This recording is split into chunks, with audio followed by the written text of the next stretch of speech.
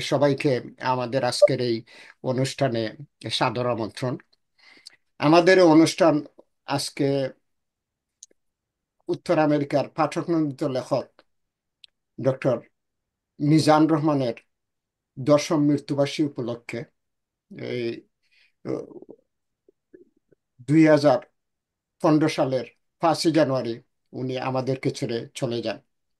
উনি অটোয়াতেই মৃত্যুবরণ করেন। উনি সাহিত্যিক মিজান রহমান আমাদের খুবই পরিচিত।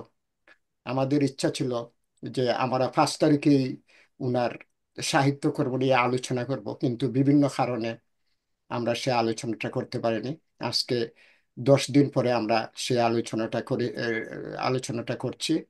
এবং আমাকে উৎসাহিত করার জন্য আমি লেখক রাশেদ নবীকে ধন্যবাদ দিই যে আমি আসলে ভুলেই গিয়েছিলাম যে এ মাসেই মিজান স্যারের মৃত্যু দিবস।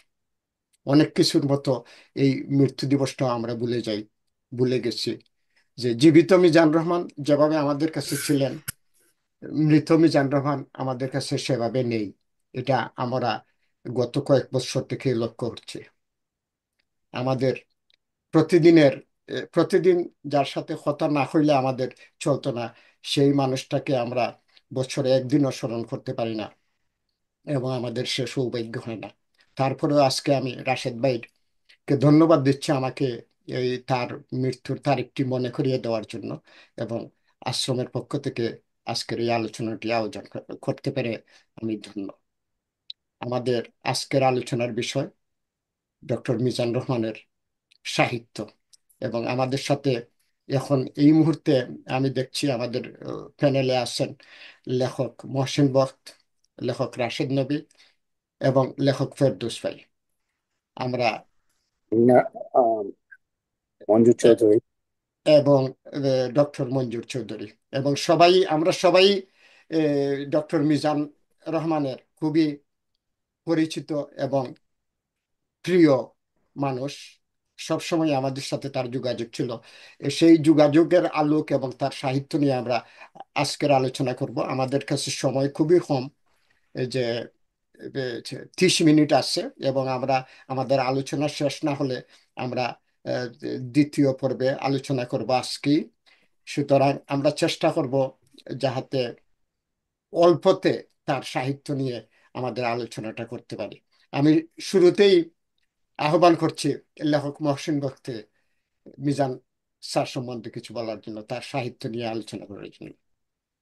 ধন্যবাদ কবির ভাই এবং আজকের আলোচক বৃন্দ, ফেরদৌস ভাই, মঞ্জুর ভাই, রাশেদ ভাই।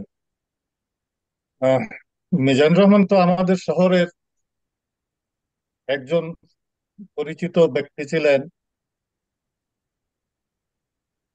এর বাইরে তার আরেকটা জগৎ ছিল, লেখালেখির জগৎ। এবং এক পর্যায়ে তিনি এই উত্তর আমেরিকায় খুব অবশ্যম্ভাবী একজন নন্দিত লেখক হিসাবে আবির্ভূত হন। এবং আমরা হুমড়িকে প্রবাসী বাঙালিরা তার লেখা পড়তাম। তার লেখায় প্রবাসী বাঙালির অনেকটা শূন্যতাকে তিনি ধরতেন, এবং আমাদের স্মৃতি, ফেলে আসা জীবন, ফেলে আসা দেশ, সবকিছুর একটা প্রতিবাস তার লেখায় ছিল। আজকে বিশেষ করে আমার মিজান রহমানের এই স্মরণ সভায় বসে আমার যে কথাটা মনে পড়ছে, ওনার একটা বই ঠিক আমি, হ্যাঁ, নাম মনে পড়ছে, দুর্যোগের পূর্বাভাস, একটা বই বেরিয়েছিল। এবং দুর্যোগের পূর্বাভাসে যে লেখাগুলো উনি লিখেছিলেন, বর্তমান বাংলাদেশ তারই যেন আহ, চালচিত্র হিসাবে আজকে ধরা দিচ্ছে। তিনি বলেছিলেন তার কোনো একটা লেখায় আমার মনে পড়তেছে যে আমার দেশ, আমার ভারতবর্ষ কোনো মানুষ বাস করেনি, আমার ভারতবর্ষ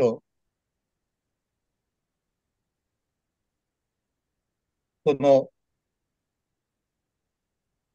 আর কোনো বিরোধ বাদ করেনি, কোনো মানবিক সংকট বাদ করেনি। আমার ভারতবর্ষ, আমার দেশ বাদ করেছে ধর্ম আর নষ্ট রাজনীতি। আজকে বাংলাদেশের যে পরিস্থিতি, তিনি তার একটা লেখায় লিখেছিলেন যে সম্ভবত প্রায় 20 বছর আগে, আমার মনে পড়ছে কোন লেখাটা ঠিক জানি না আমি, লিখেছিলেন যে আহ, কোথায় জানি তো, খুব সম্ভবত তখন বিএনপির বেগম খালেদা সরকারের গভর্নমেন্ট ছিল। বাংলাদেশের কোথাও কোনো কোনো এক অঞ্চলে আহ, তালেবানি যুদ্ধ ফেরত কিছু বাঙালি আহ, যারা নিজেদেরকে ধর্মযোদ্ধা হিসেবে পরিচয় দেয়, তারা বাংলাদেশে প্রথম স্লোগান এনেছিল, হ্যাঁ, আমরা সবাই তালেবান, বাংলা হবে আফগান। তো মিজান রহমান এই এই স্লোগানটা যখন পত্রপত্রিকায় আসলো, মিজান রহমান প্রথম কলম ধরলেন। আমি আর দেখিনি কেউ, বিশেষ করে বাংলাদেশে, এসব বিষয় নিয়ে কেউ লেখালেখি করতে, কিন্তু মিজান রহমান ঠিক বুঝতে পেরেছিলেন যে আমাদের সংকট ঘনিয়ে আসছে।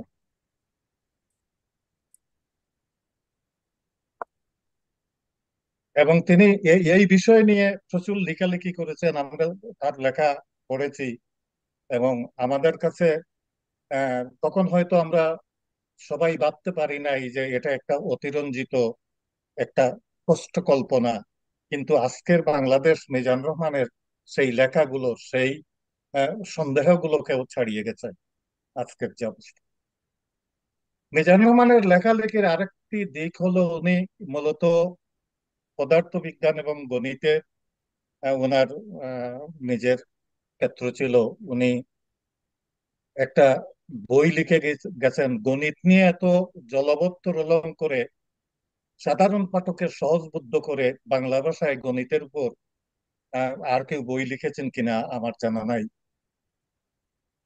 সেটা উনি সে বইটির নাম আহ, কি বলে, আহ, অভিজিৎ রায়ের সাথে কো রাইটার হিসেবে আচ্ছা, হ্যাঁ। শূন্য থেকে শূন্য থেকে মহাবিশ্ব। আমি মূলত গণিত বুঝি না, কিন্তু মিজান রহমানের এই বইটি পড়ে আমার আমার আমার একটা প্রচ্ছন্ন ধারণা হয়েছিল যে এই পৃথিবীটা একটা গণিতের ছন্দে চলে। এর গণিতের ছন্দের বাইরে এই মহাবিশ্ব নয়। এই জিনিসগুলো আমি প্রথম মিজান রহমানের লেখা থেকেই জানলাম। এবং মিজান রহমানের এই বইটি আমার মনে হয় যে বাংলা ভাষার একটা অবশ্য পাঠ্য বই হিসাবে, বিশেষ করে আহ, যারা বিজ্ঞান চর্চা করেন, জ্ঞান বিজ্ঞানে যাদের আগ্রহ আছে, তাদের জন্য অবশ্যম্ভাবী। তো আমি আপাতত, আমাদের আরো বক্তা আছেন, আমি আপাতত আমার বক্তব্য এখানেই শেষ করছি। আপনারা আরো কারো কাছে যেতে পারেন আর কি। কবির ভাই। থ্যাংক ইউ মহসিন ভাই। আপনি যে লেখাটার উল্লেখ করেছেন, আমার দুর্যোগের পূর্বাভাস বই থেকে, সেটা হলো হারিকেন তালেবান। এই প্রবন্ধটা হ্যাঁ, ছিল হারিকেন তালেবান। হ্যাঁ, এবং উনি বলেছেন, মিজান রহমান, ডক্টর মিজান রহমান লিখেছেন সেই প্রবন্ধে, এর সংস্কার আমাদের করতেই হবে। প্রতিরোধের প্রাচীর সৃষ্টি করা ছাড়া আমাদের গত্যন্তর নেই।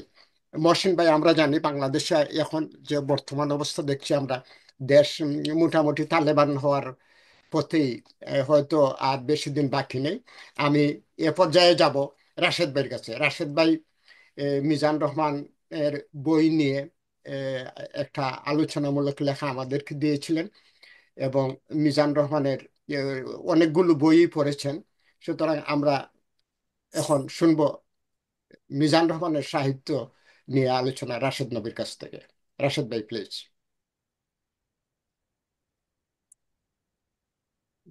ধন্যবাদ কবির চৌধুরী। আহ, হ্যাঁ, আলোচনা অনুষ্ঠান করার জন্য, আহ, আয়োজন করার জন্য ধন্যবাদ। মিজান রহমান কে স্মরণ করার জন্য ধন্যবাদ। আমি জানি যে আমার আমার চেয়ে আপনাদের সাথে, আপনার এবং উম, মহসিন বক্স, মঞ্জুর চৌধুরী, আপনাদের সাথে তার অনেক আগে থেকে পরিচয়। ডক্টর ফেরদৌস আহমেদ এবং আমি উম, তাকে চিনছি অনেক পরে। আমার পরে সুন্দর ফেরদৌস আহ, সাহেবের কাছ থেকে এবং মঞ্জু সাহেবের কাছ থেকে তার সম্পর্কে দুইজন আমার চেয়ে বেশি যোগ্যতা আহ, তার সম্পর্কে বলার, কারণ আহ, আহ, মিজান রহমানের আম, সাহিত্য ছাড়াও আমরা তাকে তার সাহিত্য কর্ম সম্পর্কে জানি পাঠক হিসাবে। কিন্তু তার তার যে একাডেমিক পরিচয়, তার একাডেমিক সাফল্য, সেটা নিয়ে মনোজ চৌধুরী ফেরদৌস আহমেদ ভালো বলতে পারবেন। আহ, আজকে বিকালে আমি এবং কবি চৌধুরী কথা বলছিলাম যে কয়েক 2-3 দিন আগে আমি ফেরদৌস ভাইয়ের সঙ্গে কথা বলছি যে মিজান রহমান মারা গেছেন 10 বছর আগে। 10 বছর লম্বা সময়, কিন্তু মনে হয় এই সেদিন সেদিনও তার সঙ্গে আমরা আড্ডা দিতাম। কখনো বিভিন্ন সমাবেশে, কখনো তার বাসায় বিভিন্ন বিষয়ের কথা হতো। আমার সাথে মিজান রহমানের পরিচয় আশ্রমের মাধ্যমে। এবং এটা যখন আশ্রম আশ্রম শুরু হয় 2009 সালে, আমার মনে হয় এক বছর পরে। আমি প্রথমে আহ, বা কয়েক সংখ্যা পরে আমি ঔপন্যাসিক রোহিন্টন মিস্ত্রি সম্পর্কে একটি প্রবন্ধ লিখেছিলাম। তখন মিজান রহমানের সঙ্গে আমার পরিচয় হয়নি, সাক্ষাৎ হয়নি। কিন্তু উনি লেখাটা পড়েছিলেন এবং পড়ে কবির চৌধুরীকে ইমেল করেছিলেন আর কিছু অতিরিক্ত তথ্য দিয়ে দিয়ে। এবং উনি বলছেন এটা হয়তো আপনার লেখক এই এই তথ্য সম্পর্কে আগ্রহী হতে পারে। পরে ওনার সঙ্গে আমার কোনো একটা সমাবেশে দেখা, উনি নিজে থেকে এসে কথা বলেন, যেটা আহ আম, মিজান রহমানের ব্যক্তিত্ব, সাহিত্য কর্ম সম্পর্কে আমি বলতে পারি কথা পরে, কিন্তু তার ব্যক্তিত্ব সম্পর্কে আমার মনে হয় আহ, দু চারটে কথা না বললেই নয়। তার বাংলা যেমন ঋজু এবং বাহুল্য পরিচিত, এবং তার তার ব্যক্তিত্ব তেমনি খোলামেলা।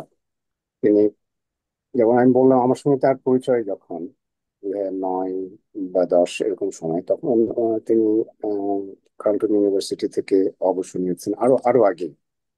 কিন্তু যখন আমাদের সঙ্গে উনি কথা বলেন, এই বয়সের ব্যবধান কখনো বাধা হয়ে দাঁড়ায়নি আমাদের সাথে। আমি যে লেখা তার আম, মৃত্যুবার্ষিকী, প্রথম মৃত্যুবার্ষিকী স্মরণে মনে হয় দিচ্ছিলাম আশ্রমে, সেটা আমি আজকে খুলে দেখলাম এবং সেখানে আমি আহ, একটা প্যারাগ্রাফ লিখেছিলাম তার সম্পর্কে। সেটা আমি পড়তে চাই। সেটা হচ্ছে, পাণ্ডিত্যের একটা স্বভাবজাত উত্তাপ থাকে, যেমন থাকে জ্বলন্ত চুল্লির। একমাত্র সমপর্যায়ের মানুষ সে উত্তাপ উপেক্ষা করে একে অপরের সাথে সম্পর্ক স্থাপন করতে পারে। মিজান রহমানের নিকটে আসবার জন্য কাউকে তার সমকক্ষ হবার প্রয়োজন হয়নি। সুশিক্ষিত, স্বপ্রশিক্ষিত, সংস্কৃতিবান, অসংস্কৃত, সবাইকে তিনি স্বাগত জানিয়েছেন সমানভাবে। সেজন্য সবাই তার সাথে কথা বলতে চাইতো কোনো না কোনো বিষয় নিয়ে। সবাই কথা বলতে চাইতো তার কোনো না কোনো দিক নিয়ে। আহ, আমি নিশ্চিত যে আহ, আমার সঙ্গে সবাই এই এই কথাগুলো আমি লিখেছিলাম 10 বছর আগে, এবং এখনো 10 বছর পরেও আম, এখানে যারা উপস্থিত আছে আমি নিশ্চিত তারা সবাই আমার সঙ্গে একমত হবেন। তার লেখা, আম, যেটা আমি বললাম, তার লেখা যেমন ঋজু তেমন বাহুল্য বর্জিত। বাংলা, আহ, তার বাংলা আমাকে আকৃষ্ট করছে, এবং তাকে আমি উম, তার সামনে অনেকবার বলছি যে আপনার বাংলা আমার জন্য ঈর্ষণীয়। যে সাবলীল বাংলা আপনি লিখেন, সেটা আহ, উম, আজকাল প্রায় প্রায় দুর্লভ।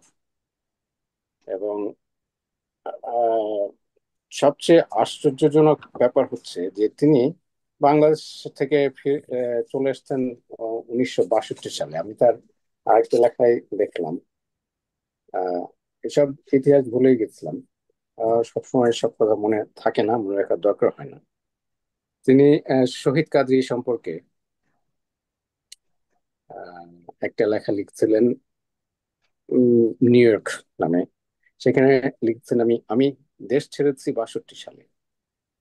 বলতে গেলে প্রায় তখন থেকে আধুনিক বাংলা সাহিত্যের সঙ্গে আমার যোগাযোগ পুরোপুরি ছিন্ন হয়ে গেছে, বিশেষ করে বাংলা কবিতার সঙ্গে। ছোটবেলায় কবিতা পড়তাম, আর 10টা বাঙালি ছাত্রের মতোই।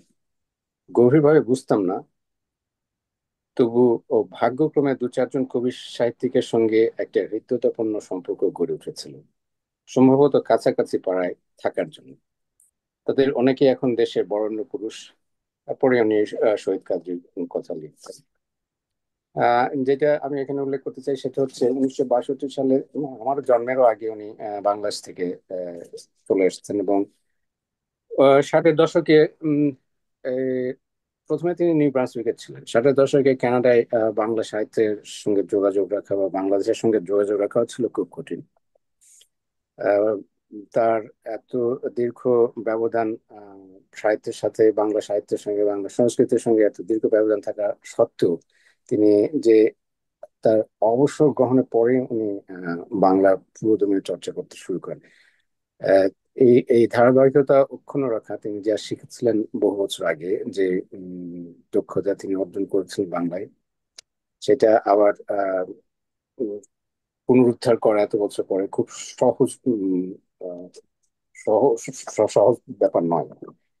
কিন্তু তিনি তা করেছেন। এবং মহসিন বক্ত বললেন তার তার আহ, বাংলাদেশ বা আম, বাংলাদেশ সম্পর্কে তার তার যে গভীর বাংলাদেশের রাজনৈতিক এবং সাংস্কৃতিক আহ, গতি সম্পর্কে তার যে গভীর দৃষ্টিভঙ্গি, সেটা তার বহু লেখায় আছে। তার আলোচনামূলক আহ, লেখা আহ, জনপ্রিয় ছিল। কিন্তু যেটা হয়তো অনেকেই যেসব গ্রন্থের সঙ্গে পরিচিত নয়, সেটা হচ্ছে তার গল্প গ্রন্থ। আহ, তা গল্প গ্রন্থের গল্প মান সম্পর্কে উম, প্রশ্ন তুলতে পারেন নাকি, কিন্তু আমি আবার বলছি যে এত বছর পরে এসে, প্রায় 40 বছর বাংলাদেশের বাইরে থাকার পরে তিনি যে বাংলায় আবার লিখতে শুরু করছেন, সেটা সেটা একটা বিস্ময়কর ব্যাপার। তার গল্প গ্রন্থ আনন্দ নিকেতন, আরো একটা গল্প আছে, গ্রন্থ আছে, আমার ঠিক মনে পড়ছে না এই মুহূর্তে। কিন্তু আনন্দ নিকেতনের ভূমিকায় তিনি বলছেন, ছোট গল্প আমি ভালোবাসি, দারুণ ভালোবাসি, যখন যা পাই পড়ে ফেলি, ভালো হোক মন্দ হোক। অনেকদিন লেখালেখি করি না। দীর্ঘ প্রবাস জীবন, জীবিকা, প্রমোশন, পরিবার, যশাকাঙ্ক্ষা সব মিলিয়ে মনের সুকুমার বৃত্তিগুলো একেবারেই মরেই গিয়েছিল। তারপর যখন জীবনের সব কোলাহল প্রায় থেমে গেছে, তখন ঘটনাক্রমে আবার কলম ধরলাম। দেশে থাকলে হয়তো এই বইটি প্রকাশকের কাছে নিয়ে যেতে সাহস পেতাম না। ছোট গল্পে আমার হাত নেই, সেটাই বুঝি। তার এই গ্রন্থে যে সমস্ত গল্প আছে, তার গল্পের অধিকাংশ গল্পের পটভূমি কানাডা, এবং সেটাই খুব স্বাভাবিক। আহ, আমি তার এই পটভূমি নিয়ে আশ্রমে যে লেখা লিখছিলাম, সেটা আমি সেই পটভূমি কানাডা পটভূমি হিসেবে বেছে নেওয়া, গল্পের পটভূমি হিসেবে বেছে নেওয়ার কথা উল্লেখ করেছি। এটা অত্যন্ত প্রশংসনীয়, কারণ যারা আহ, বাঙালি লেখক বা ভারতবর্ষের লেখক, তারা যখন বাংলাদেশের বাইরে বা ভারতবর্ষের বাইরে, এমনকি আফ্রিকান লেখক যখন তারা আসে, তখন তাদের পক্ষে আহ, এই নতুন দেশ সম্পর্কে, নতুন দেশের চরিত্র খুব একটা সহজ হয় না। এবং এসব নিয়ে বহু আলোচনায় আছে। কিন্তু তিনি এই আত্মবিশ্বাসের সাথে তিনি এই সমস্ত বাংলাদেশের চরিত্র, বাংলাদেশের অভিবাসী চরিত্র কিন্তু কানাডা পটভূমি গল্প লিখছেন। সেটা অবশ্যই উম, আমাদের জন্য শিক্ষণীয়। কারণ আমরা যখনই বাঙালি প্রবাসী বাংলায় একত্রিত হয়, আমাদের প্রিয় বিষয় হচ্ছে বাংলাদেশ। আহ, এবং যখন আমরা কথা বলি তখন মনে হয় না যে আমরা অটোয় বাস করি। আমাদের সবসময় আমরা পশ্চাদমুখী। বর্তমানে আমরা এবং বাঙালি অভিবাসীরা যে সমস্যার সম্মুখীন হচ্ছে, সেটা থেকে কিভাবে উত্তর পেতে পারে, সেটা নিয়ে খুব বেশি আলোচনার আগ্রহ নাই। মিজান রহমানের সেটা ছিল। তিনি তার গল্পে এবং তার আলোচনামূলক প্রবন্ধে তিনি সবসময় প্রবাসী বাঙালিদের, যেহেতু উনি বহু বছর ধরে দেখছেন, অনেকেই এই অনেকেরই এই অভিজ্ঞতা আছে এবং অনেকেই প্রচুর বলেছে, কিন্তু তারা তাদের লেখায় সেটা আনতে পারেনি। কিন্তু মিজান রহমান সেটা করেছেন। তিনি এই আম, অভিবাসী জীবনের আম, প্রতি যে সংবেদনশীলতা, অভিবাসীদের চ্যালেঞ্জের প্রতি যে সংবেদনশীলতা তিনি রেখেছেন, সেই কারণে কবি চৌধুরী মহসিন বক যেটা বললেন, তিনি নন্দিত ছিলেন তার জীবদ্দশায় উত্তর আমেরিকায়। আমার মনে হয় সেটা একটা বড় কারণ। আহ,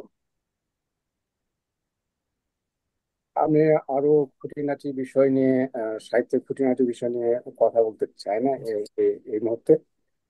তার সাহিত্য কর্মের নিয়ে কথা বলার সুযোগ হয়তো হবে আরো পরে। কিন্তু আমার এখানে আরো দুইজন আলোচক আছেন, যাদের কাছ থেকে আমরা মিজান রহমানের সাহিত্য সাহিত্য না বিজ্ঞান ভিত্তিক সাহিত্য, বিজ্ঞান বিষয়ে সাহিত্য কর্ম নিয়ে জানতে পারবো। সেজন্য আমি এখানে থামছি। পরে তাদের দুজনের আলোচনা পরে আবার কথা বলতে পারি। মিজান রহমান সম্বন্ধে এই চারজন যতটুকু জানেন, আমি ততটুকু জানি না। এবং এটা আমরা রাশেদ নবী এবং মহসিন বক্তের আলোচনার মধ্যেই সেটা লক্ষ্য করা গেছে। তারপরেও আমি একটা সম্পাদকীয় লিখেছিলাম। আমরা যখন 2015-তে উনি মারা যান, তখন ওনার স্মরণে আমরা একটা স্মরণিকা করেছিলাম। সেই স্মরণিকার ছোট্ট একটা সম্পাদকীয় ছিল। এই সম্পাদকীয়টা আমি এখানে পড়ছি। অধিকাংশ মানুষই প্রাতিষ্ঠানিক শিক্ষায় শিক্ষিত হয়ে জীবন সংসারের প্রয়োজনে একটি নির্দিষ্ট বলয়ের মধ্যে আবদ্ধ হয়ে যায়। ডক্টর মিজান রহমান ছিলেন তার থেকে সম্পূর্ণ আলাদা একজন মানুষ। মৃত্যুর আগ পর্যন্ত তিনি নিজের পরিবার, আত্মীয় স্বজন এবং সমাজের জন্য নিরলসভাবে কাজ করে গেছেন। উল্লেখ্য, ডক্টর মিজান রহমান 1 জানুয়ারি 2015 নিউমোনিয়ায় আক্রান্ত হয়ে অটোয়া সিভিক হাসপাতালে শেষ নিঃশ্বাস ত্যাগ করেন। তার এই আকস্মিক মৃত্যুতে বাসাবাসী অভিবাসীরা হারালো একজন অভিভাবককে। পেশায় গণিতজ্ঞ হলেও ডক্টর রহমান উত্তর আমেরিকার বাংলা ভাষাভাষীদের কাছে পরিচিত ছিলেন একজন পাঠক নন্দিত লেখক হিসেবে। মূলত অভিবাসী বাঙালি সমাজের নিত্যদিনের জীবন সংগ্রামের কথাই ছিল তার লেখার বিষয়। তিনি তার নিপুণ লেখার মাধ্যমে ব্যক্ত করেছেন মতামত, দিয়েছেন দিক নির্দেশনা। মিজান রহমানের স্মৃতির প্রতি শ্রদ্ধা জানিয়ে আশ্রমের এই সংখ্যাটিতে আশ্রমের পাঠক, লেখক, বন্ধু বান্ধব এবং তার নিজের কিছু প্রকাশিত অপ্রকাশিত লেখা সংযোজন করা হয়। শুধু দর্শক মন্ডলী, আমরা জানি বাংলাদেশ বর্তমান সময়ে, বিশেষ করে বর্তমান সময়ে যখন পরিবর্তনের ছোঁয়া বাংলাদেশের সর্বত্র বিরাজ করছে, সেখানে ডক্টর মিজান রহমানের মতো একজন লেখকের খুব প্রয়োজন ছিল। এবং সম্প্রতি সেই বাংলাদেশ থেকে ঘুরে এসেছেন ডক্টর মঞ্জুর চৌধুরী। এখন মিজান রহমানের সাহিত্য এবং বাংলাদেশ নিয়ে ডক্টর মঞ্জুর চৌধুরীর কাছ থেকে আমরা কিছু শুনবো। Doctor Manjur Chowdhury, please. ধন্যবাদ, ধন্যবাদ কবি ভাই। অসংখ্য ধন্যবাদ। বাংলাদেশ থেকে এসেছি সেটাকে যোগ করা এখানে হয়তো সহজ হবে না। তবে আমি আহ, প্রথমত ধন্যবাদ জানাই যে এই সময়ে আমরা ডক্টর মিজান আমাদের অত্যন্ত আপনজন ছিলেন। এবং সত্যিকার ভাবে এই যে এই সময়ে ওনার মতো লোকের প্রয়োজন ছিল আরো বেশি। আসলে আমার মনে হয় ডক্টর মিজানুর রহমানের সাথে আমার যখন পরিচয়, এটা 2000 সালের দিকে, ওই সময়টাতে মনে হয় উনি আমার বয়স এখন যখন সেই বয়সের ছিলেন আমার কেমন ধারণা। এবং এবং আমার কাছে মনে হচ্ছিল তখন তিনি যে কথাগুলো বলতেন আমার অনুভূতিতে এগুলি আসে। আমি বাংলাদেশে এবার গিয়ে যে কাজগুলো করেছি, গ্রামে গিয়েছি আমি, এবং গ্রামে আমাদের এলাইভ এডুকেশনের মডেলের কিছু কাজ গ্রামে করা যায় কিনা সেটা নিয়ে আমি একটা একটা চেষ্টা চালিয়ে যাচ্ছি আর কি। তো সেখানে একটা পর্যায়ে যখন একটা মত বিনিময় সভা হচ্ছিল, তখন ডক্টর মিজানুর রহমানের কথা বলেছিলাম। আসলে প্রায় যেখানেই আমি কথা বলার সুযোগ পাই আমি ডক্টর মিজানুর রহমানকে নিয়ে আসি এই জন্য ওনাকে আমার পছন্দ পছন্দ হয়। এবং যত বয়স বাড়ছে ওনার প্রতি যে আমার ভালোবাসা, আমার শ্রদ্ধা, ওনার দর্শনের প্রতি, ওনার চিন্তা ভাবনার প্রতি, এটা দিন দিন আমার বাড়ছে। উনি নাই আমাদের সাথে, তারপরেও তো আমি যেখানে যেটা যেটা প্রায় বলি, তো উনার তীর্থ আমার গ্রাম, এখানে উনি লিখেছিলেন যে যৌবনকালে নিজকে নির্লজ্জের মতো সব জানতে পারতাম, আর এখন যখন বয়স বাড়ছে তখন আমি আমি বুঝি যে আমি যে কিছুই জানি না। অর্থটা এইটাই ছিল। আমার মনে হয় আমি আমি আমার গ্রামের লোকজনের সাথে যখন প্রায় 200-300 মানুষ ছিলেন মনে হয় ওখানে, আমি সেই কথাই বলছিলাম তাদেরকেও। বলছিলাম যে ডক্টর মিজানুর রহমান মতো বলতে হয় যে একটা সময় গ্রাম ছেড়ে চলে গেলাম শহরে, মৌলভীবাজার শহরে পড়াশোনা করতে, যে ভালো ছাত্র হয়েছি, আত্মীয় স্বজনরা মনে করছেন যে আমি অনেক ভালো কিছু করতে পারবো, সুতরাং গ্রাম থেকে চলে যেতে হবে। এবং তখন নিজকে মনে হতো সব জানতাম উঠতাম আমি অনেক কিছু। আর এখন এই, তো সুতরাং ডক্টর মিজানকে যদি আমরা নিয়ে কথা বলি, আমার মনে হয় অনেক মানে শুধু আনন্দ ঘন না, অনেক শিক্ষণীয় জিনিস নিয়ে আলোচনা করা যায়। অবশ্যই যেখানে মহসিন বক বলেছেন যে উনি একজন গণিতজ্ঞ হিসাবে ওনার যে পাণ্ডিত্য, ওনার একাডেমিক জীবন সম্বন্ধে আমি ভালো জানি না, তবে শূন্য আমাকে এই যে বইটা শূন্য, এবং পরবর্তীতে সেই বইটাকে শূন্য থেকে মহাশূন্য, আহ মহাবিশ্ব মনে হয় না, মহসিন ভাই, তো আহ, যে বইটা উনি লিখেছেন অভিজিৎ দায়ের সাথে একসাথে মিলে, এখানে যদি এই বইটা কিছু আসলে, যদি মহসিন ভাই বলেছেন জগতরং, কিন্তু আমার মনে হয় এটা একটা দর্শন। এটাকে এটা এখানে এখানে যতটুকু না অঙ্ক, তার চেয়ে বেশি আমার মতে আর কি সেখানে দর্শন সেখানে। এবং উনি নিজেই বলেছেন যখন উনি উনি তো ঢাকা ইউনিভার্সিটিতে পদার্থবিজ্ঞানের ছাত্র ছিলেন, পরবর্তীতে উনি অঙ্ক নিয়ে পড়াশোনা ওনার। তো উনি বলছিলেন যে যখন তিনি অনার্স করলেন তখন পর্যন্ত আমরা যারা বিজ্ঞানের ছাত্র, যারা অঙ্কের সাথে সম্পর্কিত, যে ক্যালকুলাসে লিমিট নামে একটা চ্যাপ্টার আছে, লিমিট। তো লিমিটের হচ্ছে যে এক্স টেন্স টু জিরো, যে এক্স সবসময় জিরোর কাছাকাছি যাইতে চায় কিন্তু কখনো জিরোর সাথে মিলিত হতে পারে না। তো উনি খুব সুন্দরভাবে সেটা, আমি আমার মানে ইংলিশ ইংরেজি ভাষাভাষী বন্ধুদের সাথে যখন কথা বলি তখন এই কথাগুলো বলি, মানে ইংরেজিতে আহ, ইয়ে, মানে ট্রান্সলেট করে যখন বলি, তো শুনেন উনি কি বলছেন। আপনারা অনেক কিছু জানেন, তারপরে আমি এটা বারবার আমার খুব ভালো লাগে এই জিনিসটা বলতে। উনি লিখেছেন, শূন্যের কাছে যাব, অতি কাছে, যতই কাছে তোমার কল্পনায় আসে তত কাছে, তবুও ঠিক শূন্যের গায়ে উপর হয়ে পড়বো না। প্রিয়, তোমার সঙ্গটুকু দাও, শুধু ছোঁয়াটুকু নয়, এজন্য লিমিটের কামনা।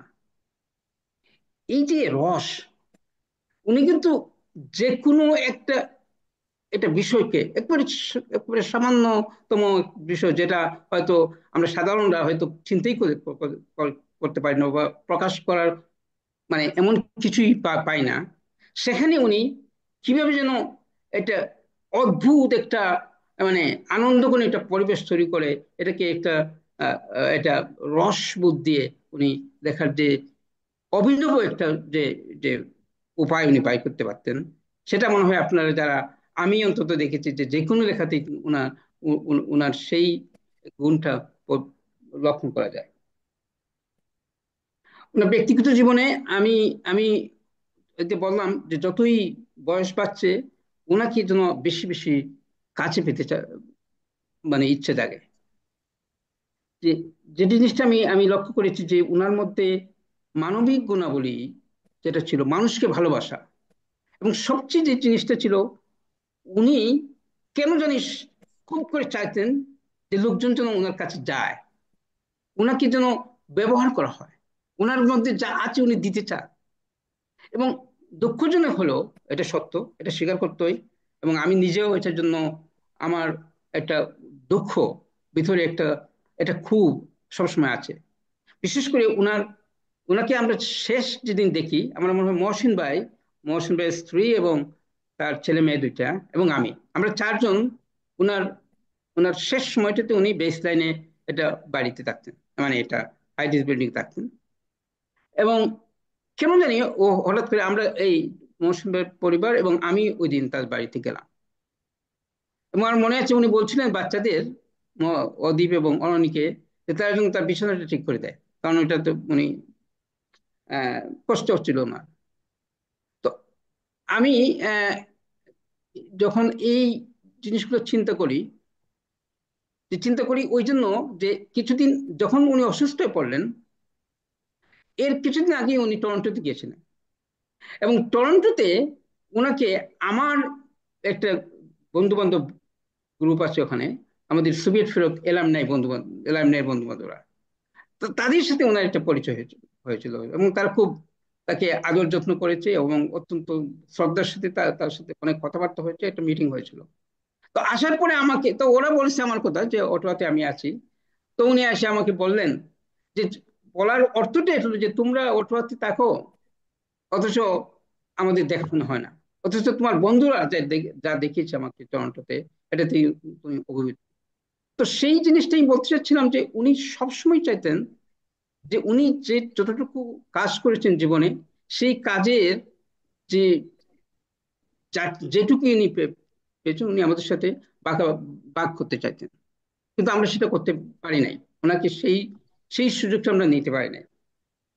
আমার অনেক মানে অনেক স্মৃতি। একবার আমি ওনার বাড়িতে যা আমি বলেছি ওনার বাড়িতে যাব, শীতের রাত, এবং আমার সমস্যা হচ্ছে যে আমি যখনই ড্রাইভ করি তখন রাস্তা ভুলে যাই।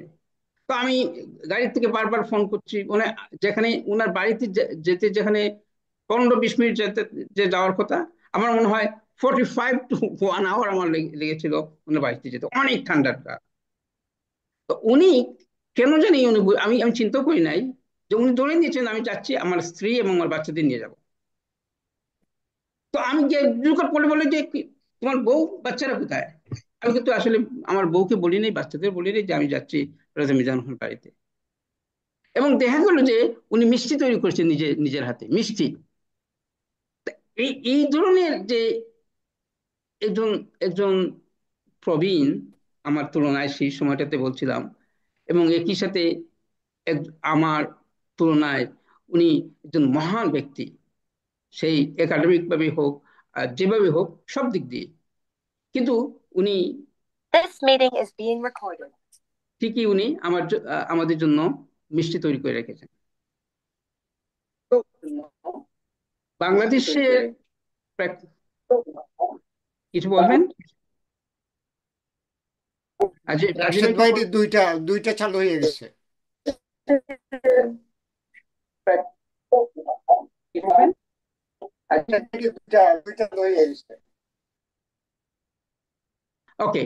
তো একই সাথে আমি আরেকটা জিনিস আমি সবসময় ওনাকে নিয়ে যখন চিন্তা করি, যে ওনার জীবনে, ওনার দাম্পত্য জীবনে কথা যদি আমরা চিন্তা করি, ওনার স্ত্রী, আমার মনে হয় যখন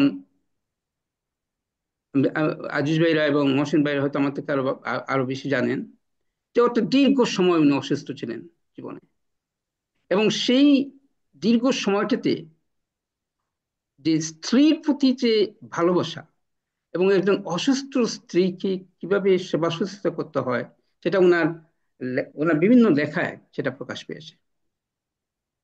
এবং সেটা অবশ্যই আমরা আমাদের সবার জন্য শিক্ষণীয়। আমি ওনার এই এই বহুবিধ গুণের মধ্যে এটি আরেকটা গুণ আমি দেখেছি, সেটা আমাকে অভিভূত করে। অন্য যে জিনিসগুলোর মধ্যে ডক্টর মিজানুর রহমানের কিছু স্মরণ করতে হয় আমাদের আজকের দিনে, যে উনি ডেফিনেটলি আপনার বলেছেন যে দেশের প্রতি, মানুষের প্রতি, এই যে তীর্থ আমার গ্রাম লিখেছেন, সেখানে যদি আমরা যাই, ইনফ্যাক্ট আমিও ওনার উপর একটা লেখা লিখেছিলাম একটা সময়। আমি করছিলাম, রাশেদ ভাই যখন করছিলেন, আমি কিন্তু লেখাটা আমি খুঁজে পেলাম না। এবং ওখানে ওই তীর্থমার গ্রামকে যদি আমরা সঠিকভাবে করতে পারি, তাহলে আমরা বুঝতে পারি যে উনার মনের ভিতরে যে মানবতাকে, মানুষকে ভালোবাসার যে চিন্তা, গ্রামের মানুষকে, আমরা আমাদের আমাদের আমাদের উৎপত্তি যেখান থেকে, আমরা যেখান থেকে জন্মগ্রহণ করেছি, সেই জায়গাকে মাটির সাথে যে কিভাবে একটা বন্ধন তৈরি করতে পেরেছিলেন, সেখান থেকে আমাদের শিক্ষার অনেক কিছুই আছে। এবং সেই জন্য আমি বললাম যে আমি যেখানেই যাই, যখনই কোনো কথা বলি, সেটা আহ সেটা মানে বহির্বিশ্বের কোনো লোকজনের সাথে কথা বলা। আমি যখন গত গ্রীষ্মকালে আহ, আহ, অক্সফোর্ড ইউনিভার্সিটিতে যখন একটা কনফারেন্সে অ্যাটেন্ড করেছিলাম, সেখানেও ডক্টর মিজানুর রহমানকে আমি নিয়ে এসেছি। সুতরাং আমি দীর্ঘায়িত করবো না, কারণ সময় যেহেতু, আমি শুধু এটাই বলতে চাই যে ডক্টর মিজানের মতো আরো মানুষ আমাদের তৈরি করতে হবে। আমাদেরকে এই তার যে শিক্ষা, তিনি যা আমাদেরকে রেখে গেছেন, আমার কাছে মনে হয় অনেক কিছু উনি রেখে গেছেন। আমাদের যদি সুযোগ হতো, আমি জানি আমরা অত্যন্ত কৃতজ্ঞ কবির চৌধুরীর কাছে, যে উনি বরাবরের মতোই চেষ্টা করেন যে ডক্টর মিজানকে কিভাবে আমাদের মধ্যে রাখা যায়, কিভাবে তার কাছ থেকে আমরা শিক্ষা নিতে পারি। এটার জন্য আমার মনে হয় আমাদের করণীয় যা, সেটা সেটা যেন আমরা আমরা আরো আরো আরো এক্সপ্লোর করি, যে কিভাবে ওনাকে আমাদের মধ্যে তৈরি রাখা যায়। তো এতটুকু আমি বলে আপাতত আমি রাখলাম বন্ধুরা। ধন্যবাদ। থ্যাংক ইউ মঞ্জু ভাই, থ্যাংক ইউ ভেরি মাচ আজকের আলোচনায় আপনারা অংশ নেওয়ার জন্য। এবং এটা আমার সৌভাগ্য যে আমরা আশ্রমের পক্ষ থেকে লেখক, সাহিত্যিক ডক্টর মিজান রহমানকে নিয়ে আলোচনা করতে পারছি। তার সাহিত্যকর্ম আমাদের জন্য খুবই জরুরি, বিশেষ করে আমরা যারা প্রবাসে বসবাস করছি। তার লেখার বেশিরভাগ সময়ই উনি লিখেছেন আমাদের সমস্যা। আমরা যারা দ্বিতীয় আবাসভূমি হিসাবে দেশের বাইরে যেখানেই থাকি না কেন, আমরা সেই জায়গাটাকে আমাদের আপন ভূমি করে নিচ্ছি। তাদেরকে নিয়েই উনার বেশিরভাগ লেখা লিখেছেন। এবং উনার 14টা বই এ পর্যন্ত বের হয়েছে। শুধু দর্শক মন্ডলী, আপনারা বাংলাদেশে বইগুলো পাবেন, অথবা শুদ্ধ স্বর নামে একটা প্রকাশনা সংস্থা আছে, তাদের কাছে বইগুলো পাওয়া যায়। আমরা এখন শুনবো ফেরদৌস আহমদের কাছ থেকে। ফেরদৌস আহমেদ আমাদের এই যে আমার কাছে যে ম্যাগাজিনটা দেখেছেন, ওনার ডক্টর মিজান স্যারকে নিয়ে বিশেষ একটা স্মরণিকা ছিল। উনি এখানেও লিখেছেন একটা প্রবন্ধ। এবং উনি উনার আমরা চারজন আলোচনা করছি ওনার সাহিত্য নিয়ে। এবং এই এই স্মরণিকায় সবগুলা লেখাই ছিল ওনার সাহিত্য করবে, কিন্তু ফেরদৌস ভাইয়ের লেখাটা ছিল ওনার যে ওনার প্রফেশন, যে যে জায়গাতে উনি শিক্ষকতা করেছেন, যে বিষয় নিয়ে উনি লেখাপড়া করেছেন, অন্যকে শিক্ষা দিয়েছেন, সেই গণিত নিয়ে একটা লিখেছেন। আমরা আশা করব আজকের আলোচনায় ফেরদৌস ভাই তার কর্ম কর্মের বিষয়বস্তু নিয়ে কিছু আলোচনা করবেন। ফেরদৌস ভাই, প্লিজ। কই ভাই, আহ, আমার বিশেষ কিছু বলার নাই, আহ, কিন্তু ওনার সম্বন্ধে দু একটা কথা বলা যায় আর কি। আহ, আমি ওনার সম্বন্ধে আহ, ওনার লেখাটাকে বেশি পড়তে পারি নাই। ওনার সাথে ওনার নামই শুনেছি, পরিচয় হয়েছে 2012-এ। উনি মারা যাওয়ার বছর আড়াই আগে আর কি। তার আগে ওনার নামও আমি জানতাম না, ওনার সাথে আমার কোনো পরিচয় হয় নাই, ওনার বইতে লেখালেখি কোনো কিছু পড়া হয় নাই। এখনো যে অনেক কিছু জানি সেটাও না, বাট এনিওয়ে তখন একটা উপলক্ষ ছিল। ওই উপলক্ষে আমি ওনার প্রফেশনাল দিকটা একটু আহ, বিশেষ করে লক্ষ্য করে দেখেছি, এবং ওই সময় ওই সে কবি ভাই যে প্রবন্ধের কথা বললো সেখানে আহ, দু পাতা লিখেছিলাম আর কি, যে ওনার জিনিস নিয়ে আর কি। তো মিজান ভাইয়ের যে জিনিসটা আমার সবচেয়ে চোখে পড়ে সেটা হলো তার অনেক কিছু জানার ইচ্ছা। উনি পড়েছেন গণিত, উনি পড়েছেন পদার্থবিজ্ঞান, কিন্তু উনি তার পড়ার পরিধি ওখানে সীমাবদ্ধ রাখেন নাই। উনি অনেক কিছু পড়েছেন, এবং তার নলেজটা একদিকে জেনারেল, যেটা অনেকের সাথে আলোচনা করা যায়, অনেকেই বোঝে।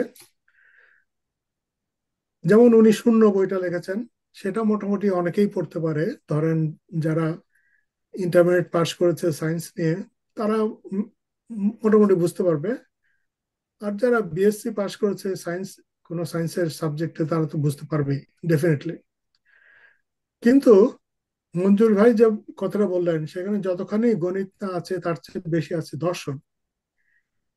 তো সেইটা হলো ইম্পর্টেন্ট জিনিস আর কি, যে আমরা গণিতে মানে মেকানিক্যাল জিনিস শিখি, দুই দুই চার করা ইত্যাদি, কিন্তু তার পিছে যে লজিক থাকে, যুক্তি থাকে, ওগুলো আমাদের পড়ার অথবা চিন্তা করার সময় হয় না, যেহেতু আমরা পরীক্ষা পাশের জন্য ব্যস্ত থাকি বা অন্যান্য কাজে ব্যস্ত থাকি।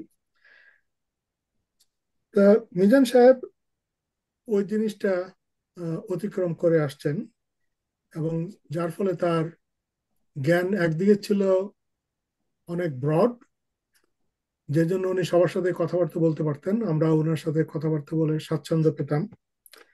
আরেকটা হলো তার নলেজ ছিল অনেকটা স্পেশালাইজড। যেমন উনি হাইপার জিওমেট্রিক সিরিজ নিয়ে বই লিখেছেন একটা, যেটা প্রায় 400 পাতার বই, আরেকজন ম্যাথমেটিশিয়ানের সাথে উনি লিখেছেন। তা কবির ভাই আমাকে প্রথমে বললো যে আমি লেখক ফেরদৌস আহমেদ। যাই হোক, আমি একবার বা দুইবার লিখেছি, সেই জন্য যদি আমাকে লেখক বলা যায়, তাহলে এটা বলা নিশ্চয়ই অন্যায় হবে না যে আমি সায়েন্স এবং ম্যাথস এর অনেক বইটি পড়েছি আর কি। কিন্তু আমাকে বৈজ্ঞানিক বলা যাবে না, যেহেতু ওটা আমার সাবজেক্ট না, লেখকও বলা যাবে না। কিন্তু এনিওয়ে আমি মোটামুটি বুঝি, মানে ধরেন যে এভারেজ যারা ইঞ্জিনিয়ার আছে বা সায়েন্টিস্ট আছে, তারা যতটুক অঙ্ক বোঝে, আমিও মোটামুটি তাই বুঝি আর কি। আর ওনার ওই বইটা আমি পড়তে গিয়েছিলাম আর কি, হাইপার জিওমেট্রিক সিরিজ। ওটা আহ, মনে হলো যে একবারে কিউরিওসিটি, আমারও কিউরিওসিটি আছে আর কি, বিভিন্ন জিনিস যেগুলা মানে দরকার নাই পড়ার, সেগুলাও পড়ি মাঝে মাঝে। তা আমার একবার মনে হলো যে ওনার বইটা একটু পড়ার চেষ্টা করি। কাজে ওনাকে আমরা অনেক বড় বলি, এটা বলি সেটা বলি, তো ওনার যদি বইটা পড়তে পারি, তাহলে হয়তো আমাদের কথা বলাটা আর একটু যুক্তিসঙ্গত হবে, আসলে উনি কত বড় মাপের লেখক। তো বলতে কোনো লজ্জা নাই যে ওনার বইয়ের আমি প্রথম প্যারাগ্রাফটা, প্রথম পাতাটাও আমি বুঝতে পারি নাই, কারণ ওটা এতই স্পেশালাইজড, এতই অ্যাডভান্সড ম্যাথমেটিক্স, যে ওটা বোঝার মতো ক্ষমতা আমার নাই, এবং দ্যাটস ফাইন। তো সেটা আমি উদাহরণটা এই জন্য দিচ্ছি যে ওনার নলেজটা আবার খুব স্পেশালাইজড ছিল। উনি যেমন জেনারেল নলেজ নিয়ে আলোচনা করতেন, আবার খুব স্পেশালাইজড সাবজেক্ট নিয়ে উনি আলোচনা করতে পারতেন আর কি। মঞ্জুর ভাই ইলেকট্রিক্যাল ইঞ্জিনিয়ারিং পড়ছেন, তারা হয়তো আর একটু বেশি ম্যাথমেটিক্স জানেন, তারা হয়তো বুঝতে পারবেন কিছুটা, কিন্তু আহ ওনার নলেজ খুবই ইনডেপথ ছিল। যাই হোক, উনি আহ ওনার যে অ্যাডভান্টেজ ছিল ওনার একাডেমিক ব্যাকগ্রাউন্ডের কারণে, যে ম্যাথমেটিক্স এটা হলো বেসিক্যালি একটা লজিক্যাল থিঙ্কিং, তীক্ষ্ণভাবে চিন্তা করার একটা সুযোগ দেয় আর কি, লজিক্যাল থিঙ্কিং। তো যার ফলে আপনি দেখবেন যে যে তার চিন্তাধারা খুব স্বচ্ছ, সে বিজ্ঞানেও ভালো করতে পারে, সে মিউজিকও ভালো করতে পারে, সে সাহিত্যকর্মেও ভালো করতে পারে, যেহেতু তাদের চিন্তা শক্তিটা খুব লজিক্যাল। আর তার উপরে ছিল উনি সাহিত্যে পারদর্শী, ভাষার উপর তার দখল ছিল।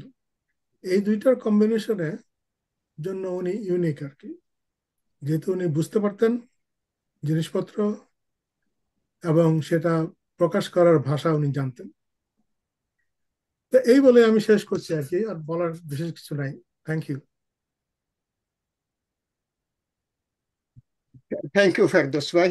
আসলে এখনকার এই এই জামানায় আসলে আমরা সবাই লেখক, প্রতিদিনই আমরা কোথাও না না কোথাও লিখছি। বিশেষ করে তো ফেসবুকে তো লিখি। আর ফেসবুকের তাগিদে আমরা সবাই নিজেরা নিজেদেরকে লেখক হিসাবে দাবি করতেই পারি। আমি দেখতে পাচ্ছি মহসিন ভাই আমাকে একটা বই দেখাচ্ছেন, এবং আমার মনে হয় মহসিন ভাই কিছু বলতে চান।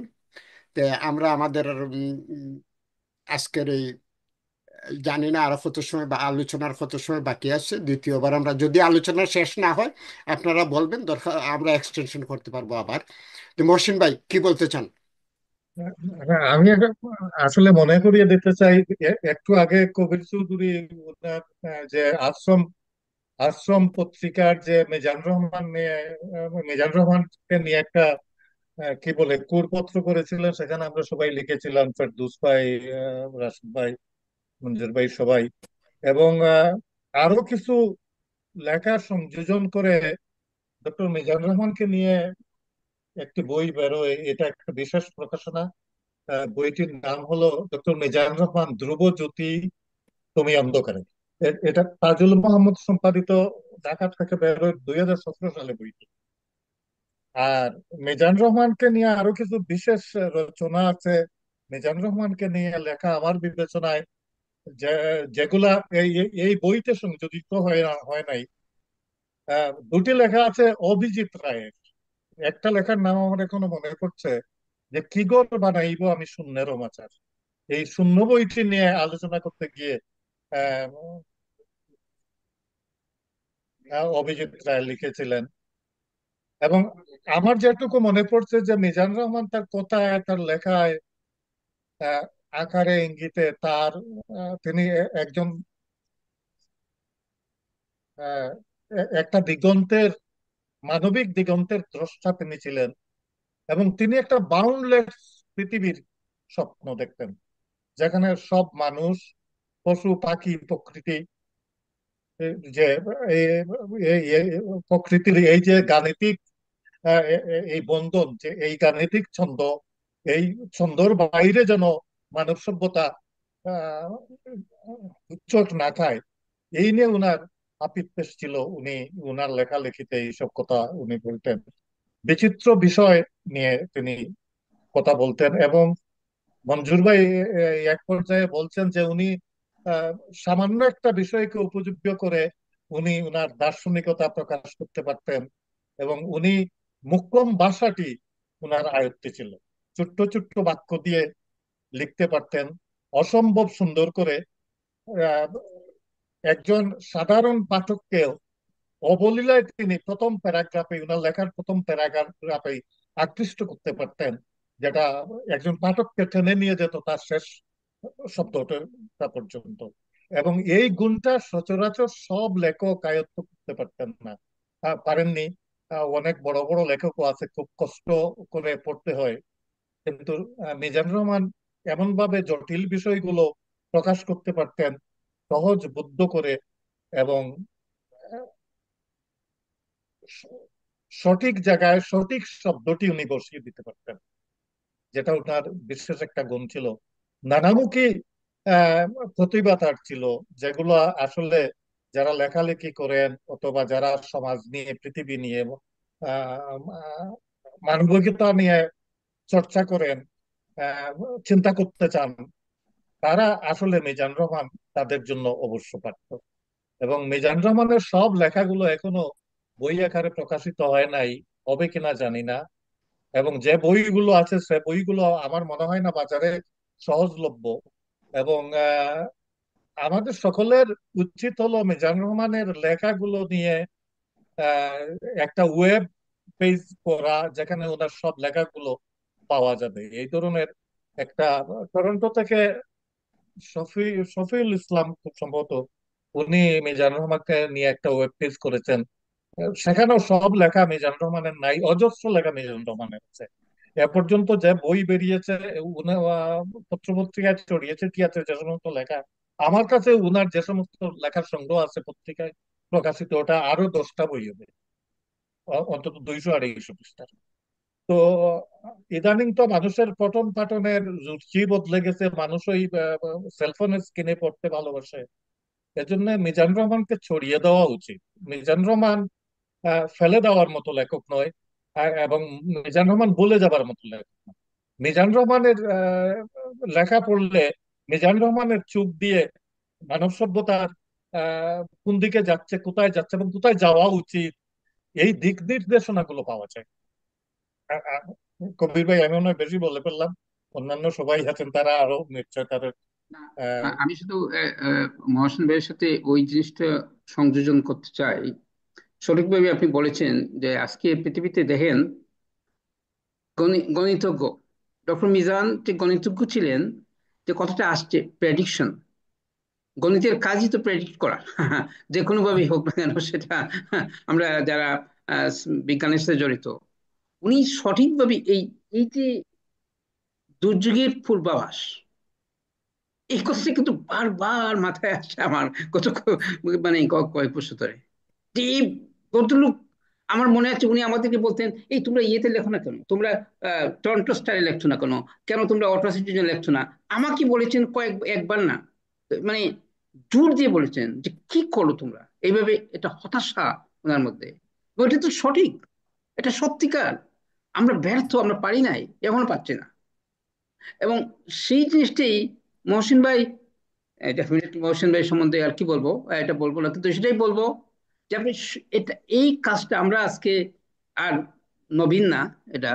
তারপরেও এই যেহেতু উদ্যোগটা আমরাই, মানে কবির চৌধুরী বা আমাদের রাশেদ ভাইরা নিচ্ছেন, চলুন আমরা কিভাবে নতুন প্রজন্মকে নিয়ে যে এই ডক্টর মিজানের যে কৃতিত্ব, যে কাজগুলো উনি রেখে গেছেন, ওটাকে আরো সন্নিবেশিত করে। আমি মহসিন ভাইকে বলবো না, আমি জানি মহসিন ভাই একটু আমাকে বলবে, এখন দিবে। আমি ওই লেখা, বিশেষ করে অভিজিৎ রায়ের যে লেখা আপনি যেটা বললেন, শূন্যের ইয়ের মাঝারে যেটা বলছেন, ওই লেখাটা কোথায় পাওয়া যাবে? আমার ওই লেখা আপনি খুব খুব সহজ, আপনি মুক্তমনে ব্লগে যান, আর ওইখানে মিজানুর রহমানের নাম নাম মারলে উনাকে নিয়ে যে সমস্ত লেখা আছে সবগুলো বেরিয়ে আসবে। আচ্ছা আচ্ছা, লিখেন। থ্যাংক ইউ, ধন্যবাদ। অভিজিৎ রায়ের দুটি লেখা আছে সেখানে আর কি, হ্যাঁ, তো ওই জন্যই মুক্তমনা ব্লগ। বলছিলাম যে যে যে মিজানুর রহমানের সবচেয়ে বড় যে অবদান উনি রেখে গেছেন, এটা হচ্ছে যে উনার কাজকে আমাদের এই এই সময়ে উনার কাজকে কাজে লাগানোর সুযোগ আছে আমি মনে করি। এবং সেটা কিভাবে করতে হবে, আমরা, আমি দেখছি এই দুর্ভাগ্য আমাদের আজকের এই আলোচনাতে। আমি একটু সংযোজন করি মঞ্জুর ভাই। আজকের বাংলাদেশের দিকে যখন আমি তাকাই এবং নতুন জেনারেশনকে দেখি, এদের কথাবার্তা শুনি, এদের চিন্তার সীমাবদ্ধতা যখন আমি দেখি, তখন আমার কাছে মনে হয় যে এদের সকলের মিজানুর রহমানকে পড়ে পড়ে এদের বড় হওয়া উচিত ছিল, তখন এরা এই পর্যায়ে যেতে পারতো না। আমরা ইচ্ছা করলেও আমরা এই পতনের দিকে আমরা যেতে পারবো না। মিজানুর রহমানের মতো লেখকদের, মিজানুর রহমানের দর্শন যারা সম্যক জানে, আহ, তো যে কারণে মিজানুর রহমান বাংলাদেশে খুব বহুল পঠিত নয়। হ্যাঁ, এবং মিজানুর রহমানকে আহ, আহ, পাঠকের কাছে পৌঁছে দেওয়া সকলের উচিত আর কি। এটা হয়তো একটা ওয়েব পেজ করে আশ্রমের উদ্যোগেও হতে পারে, অথবা যেটা করছেন শফিল ইসলাম, উনি খুব সম্ভবত একজন ইঞ্জিনিয়ার, টরন্টোতে থাকেন, ওনার সাথেও যোগাযোগ করে সবগুলো লেখা যাতে ছড়িয়ে দেওয়া যায়। বহু লেখা আছে, খুবই গুরুত্বপূর্ণ লেখা, যেগুলো ওনার বইতে সংযোজিত হয়নি, অথচ এইগুলা পাঠকের কাছে পৌঁছে দেওয়া উচিত। এই যে মানব দর্শনটা, সহজ মানুষের যে দর্শন, এই দর্শনটা পৃথিবীতে ছড়িয়ে দেওয়া উচিত। এবং এই কথা আমার বারবার মনে পড়ে মিজানুর রহমানের এই লেখাগুলো, যে আমি যখন আমাদের এই যে নতুন প্রজন্মের দিকে যখন তাকাই, তারা পৃথিবীকে কিভাবে দেখছে, তারা মানব সভ্যতাকে কিভাবে দেখছে, তারা মানুষের জীবনকে কিভাবে দেখছে, এবং তারা যে এই যে মানবিকতা থেকে কত পশ্চাতে এবং পেছন দিকে ওদের পা গজিয়েছে পেছনের দিকে। তো মিজানুর রহমানকে এই পরিস্থিতিতে মিজানুর রহমানের লেখাগুলো আহ, আমাদের ছড়িয়ে দেওয়া উচিত, এটাই আমি বলতে চাই আর কি। আসলে এই এই এই শূন্য বইটা কিন্তু উনি লিখেছিলেন আমাদের আমাদের দেশের নতুন প্রজন্মের জন্য। বলছিলেন যে এখানে ওনার ভূমিকাতে উনি বলেছেন যে আমাদের ছোট ছেলে মেয়েরা এই বইটা পড়বে। কিন্তু আমি জানি না, নিশ্চয়ই হয়তো পড়ে কিনা জানি না, দেশের দেশের ছেলেমেয়েরা পড়ছে আমি জানি, কিন্তু আমাদের মানে কানাডাতে আমার মনে হয় না আমাদের বাচ্চারা এই মুজিবুর রহমানকে চিনে বা আহ, তারা তার আপনি চিন্তা। আপনি তো, মঞ্জুর ভাই, খুব দুঃখজনক ঘটনা, বাংলাদেশ থেকে যারা এদেশে পড়াশোনা করতে আসছে বিশ্ববিদ্যালয়ে, আহ, কলেজে, অনেকের সাথে আমার আলাপ হয়েছে নতুন প্রজন্মের। এরা বাংলাদেশে বিজ্ঞান লেখক বলতে বুঝে ওই আহ, ডাক্তার রাফানের একটা বই আছে অপবিজ্ঞানের, যেটার নাম সেপিয়ান, আর আহ, আরিফ আজাদের কি বলে ওইটা, ওই কি একটা বই। তো এই সমস্ত অপবিজ্ঞানের বই, দুই তিনটা বই সারা বাংলাদেশে এমন ভাবে ছড়িয়ে গেছে, যেগুলা পড়ে পড়ে নতুন প্রজন্ম বড় হচ্ছে। ওরা আসলে আহ, সত্যিকারের পৃথিবীটা কোন জায়গায় আছে, বিজ্ঞান কোন জায়গায় গেছে, আহ, দর্শন কোন জায়গায় গিয়ে পড়ছে, এর খোঁজখবরই তারা জানে না। এখানে উনি উনি মহসিন ভাই এখানে উনি লিখছেন যে বইটার বই। কথা মনে পড়ছে, প্যারাডক্সিক্যাল সার্জিন একটা বই, আর আরেকটা বই হলো ডাক্তার রাফানের সেপিয়ান। এই দুইটা বই নতুন প্রজন্মকে তেষ্টই করে দিয়েছে, এদের মানে মগজ বন্ধ রেখে দিচ্ছে। এই দুইটা বই দুইটাই অপবিজ্ঞানের বই, এবং এই বইগুলা নিয়ে চতুর্দিকে আলোচনা হচ্ছে, কিন্তু নতুন প্রজন্মের কাছে সত্যিকারের বিজ্ঞান, সত্যিকারের দর্শন কিছুই পৌঁছাচ্ছে না। যেটা মিজানুর রহমানের লেখায় যেগুলো আছে,